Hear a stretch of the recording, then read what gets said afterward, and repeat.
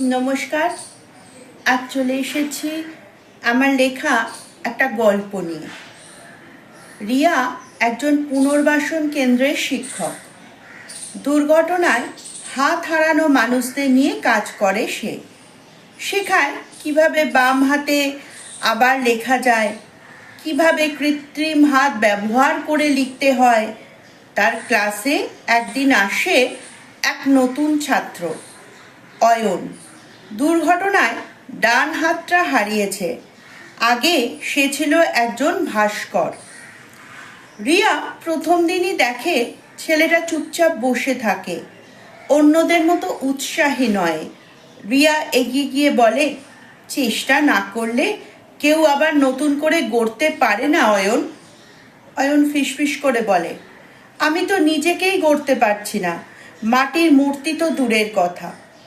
দিন যায়, রিয়া প্রতিদিন ধৈর্য ধরে তাকে শেখায় হাতের নতুন কৌশল, ভারসাম্য আর নিজের ওপর বিশ্বাস।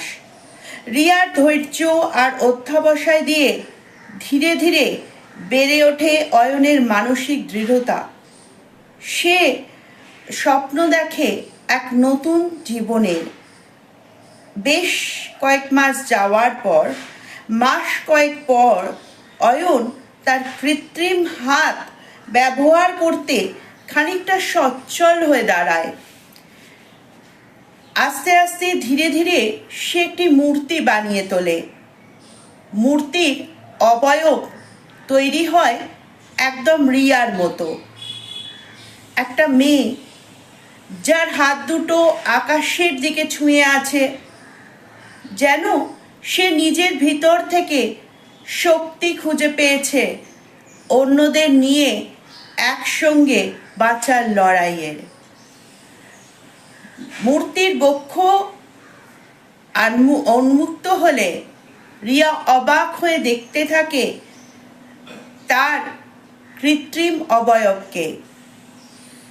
অয়ন জিজ্ঞাসা করে, বুঝতে পারো এ কার প্রতিবিম্ব? নমস্কার। আমার গল্প ভালো লাগলে কমেন্টে নিশ্চয়ই জানাবেন। অপেক্ষায় রইলাম। আজ তাহলে আসি। নমস্কার।